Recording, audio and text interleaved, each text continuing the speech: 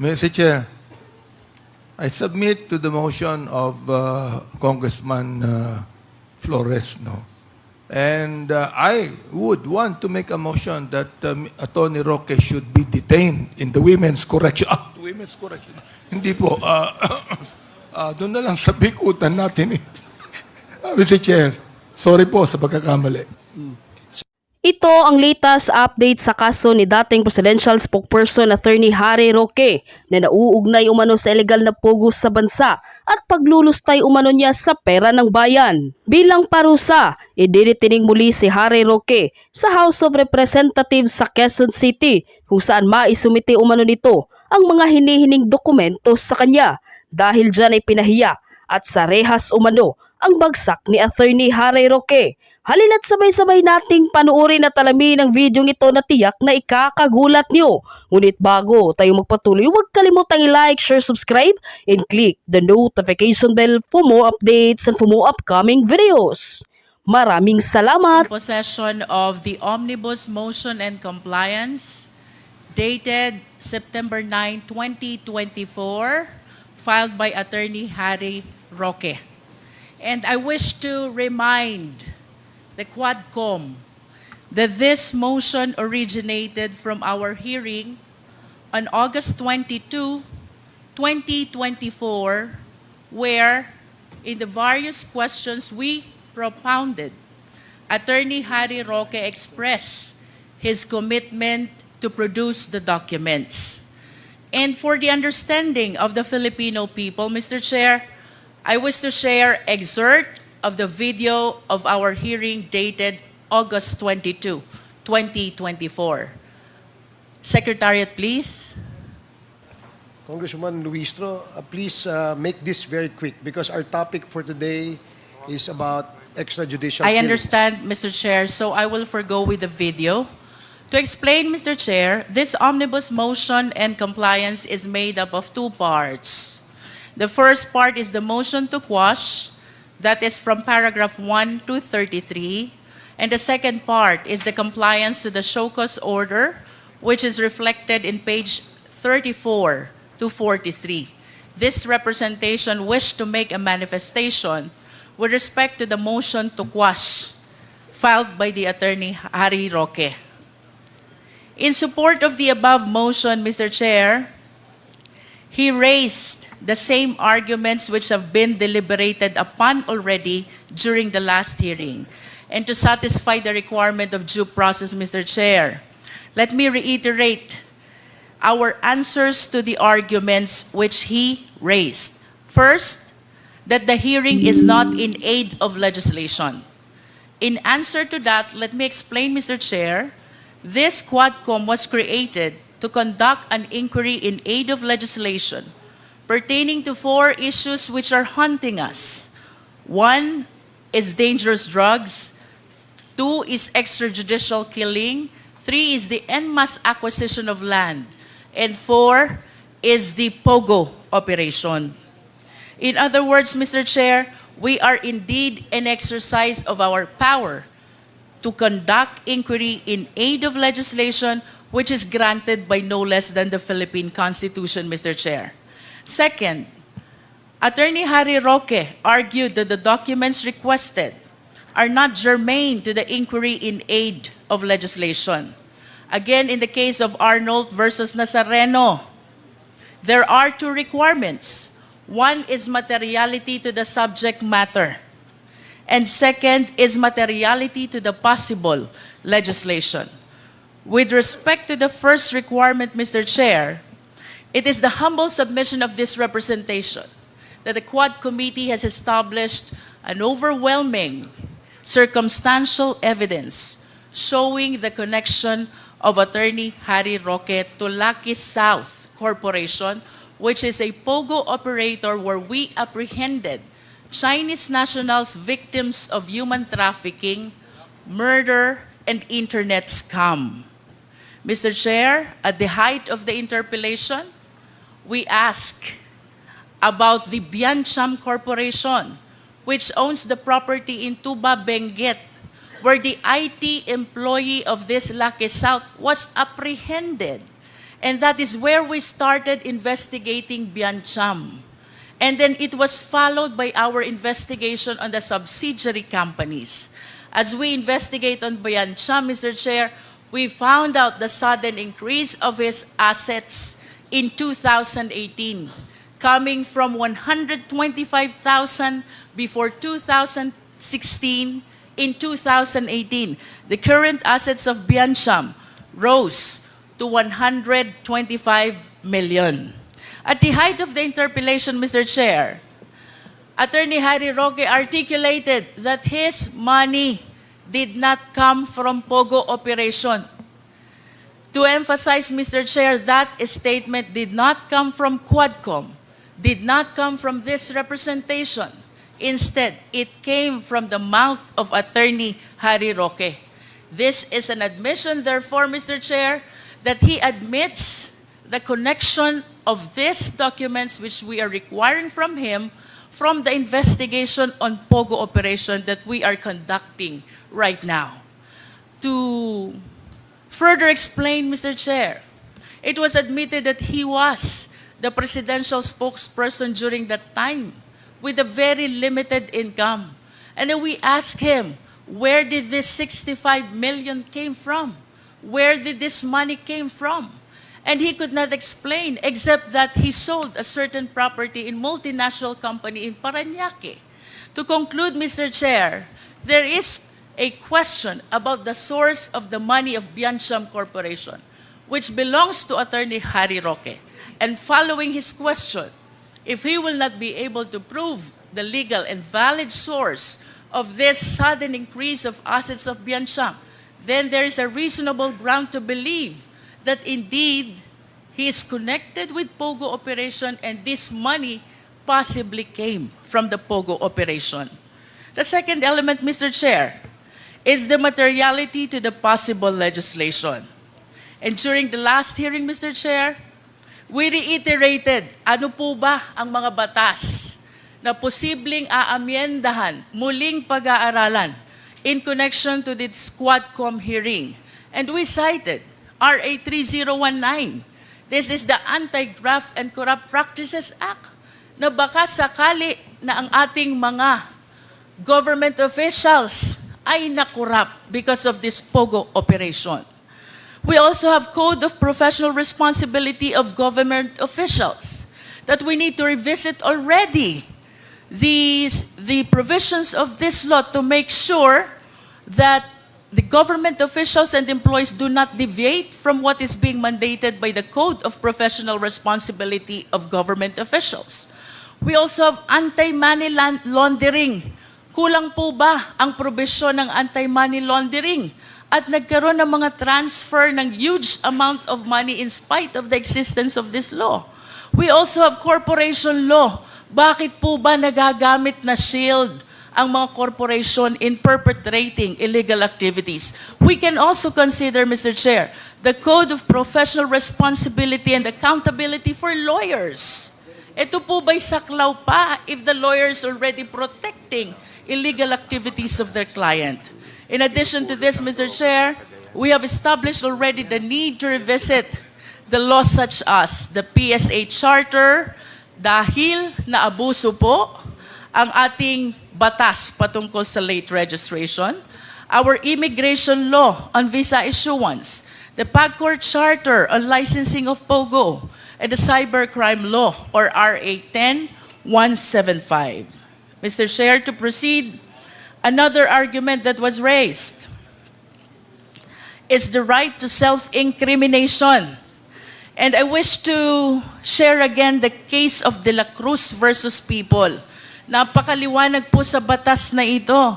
When we speak about the right against self-incrimination, we're talking only about testimonial evidence. And this time, Mr. Chair, what we are asking are documents. The documents which he promised to produce during the hearing of August 22, 2024. Fourth, Mr. Chair, he invoked the right to privacy. And again, in the case of Standard Chartered Bank versus Senate Committee, citing the case of Sabio versus Gordon, the right to privacy is subordinated to the right to public information in matters of public interest. In other words, Mr. Chair, if there is a conflict between the right to privacy versus the right to public information on matters of public interest, the latter should prevail. Mas mataas po ang right to public information on matters of public interest kumpara sa right to privacy. And finally, Mr. Chair, he invoked the right to due process. This is the purpose of our hearing, to give ample opportunity to our resource speaker to explain their side. We satisfy amply the requirement of notice and even the requirement of hearing. But we are all witnesses. He has been dispensing his opportunity to be able to explain before the Quad all the possible allegations which are being imputed by this investigation. Mr. Chair, I wish to add as well, as part of this manifestation, that when he filed the motion to quash, prior to the receipt of the written subpoena, wala pa pong written subpoena na tinatanggap si Attorney Harry Roque. Nag-file na siya ng motion to quash. Why? Because he knows already during the meeting that he expressed his commitment to produce the documents. Reason why we issued the subpoena. To my humble opinion, Mr. Chair, he waived already his right to receive the written subpoena.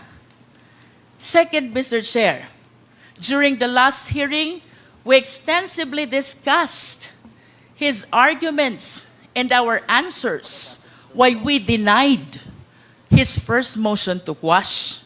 And third, Mr. Chair, in this motion, omnibus motion and compliance, siya po mismo ang nagsabi.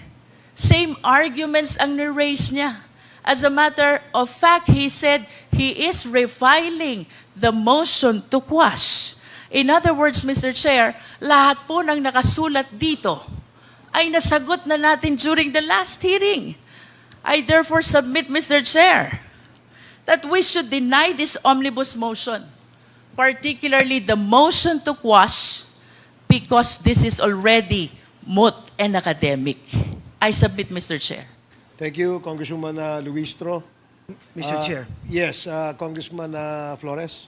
Mr. Chair, as extensively discussed by Congressman Luistro, stating the grounds why we are in the right as far as our request for him to submit these documents, and his continued refusal to submit these documents to this Quad Committee, Mr. Chair. I move, Mr. Chair, that we hold Harry Roque in contempt, Attorney Harry Roque in contempt, for refusing to submit the document subject of the subpoena duces tecum, and of which he has manifested that he was going to submit to this committee, Mr. Chair. I so move, Mr. Chair. There is a motion to cite Attorney Harry Roque in contempt, and this was duly seconded. Are there any objections? Hearing none, the motion is carried. Now, just for clarification, we are citing Attorney Harry Roque in violation of Section 11, D. Paragraph D. Paragraph D, Mr. Chair, for refusing to comply with the subpoena, duces tecum, and to submit the documents we requested of him, Mr. Chair. Now, Mr. Chair, in addition, Mr. Chair, I move that we hold Harry Roque in detention for the period of until he submits the documents or until the Quad Committee is dissolved, Mr. Chair. There is a motion to detain Attorney Harry Roque as long as this committee conducts its hearing, Mr. Chair. and until we terminate, Or until he submits the or documents. until he that we submits have the asked. documents required of him. Yes, Mr. Chair. And this was duly seconded. Are there any objections? Hearing none, the motion is approved. Congressman Mr. Chair. Abante. Mr. Chair, in addition to what Congresswoman Luistro said, ito pong si Harry Roque is actually a person with a two-faced attitude. This representation recognizes that we have a full plate and that we need to hear the testimonies of resource persons who have been invited to our hearing today. But I feel compelled to raise a matter that I believe should be addressed by this honorable body. Isa sa mga iniimbita natin sa ating inquiry, si Atty. Harry Roque. Hindi lang po siya dating presidential spokesperson, he is also a former colleague of ours in the House of Representatives. At dahilan dito, we were very kind to him. In fact, our senior deputy speaker even asked him only to be detained for 1 day, of which he even questioned that, Mr. Chair. So in the course of our hearings, Atty. Roque was cited in contempt on August 22 for being untruthful about the circumstances surrounding his absence during our August 16 hearing. After being detained and after apologizing to the members of the House, Atty. Roque then went on Facebook and posted, and I quote, "In my view, the contempt ruling smacks of abuse of power and political harassment against an anti-Marcos Jr. critic like me," end of quote. Ay napaka-doble cara naman pala ni Atty. Harry Roque, Mr. Chair. I find this disturbing because if I remember correctly, Atty. Roque was asked if he recognizes the power of the House to hold him in contempt. And he said yes. But the moment he was no longer in our presence, Mr. Chair, he went out and publicly questioned the contempt ruling and accused us of abusing this power. I believe that we cannot countenance such behavior, Mr. Chair. Naging mabait pa tayo sa kanya. I even asked if the Quad Committee would hold in abeyance the contempt charge, just because we were actually kind to him.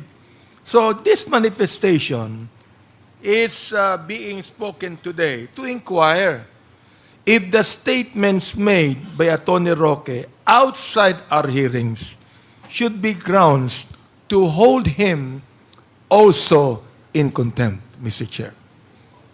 Thank you, Congressman Abante. Yes, I believe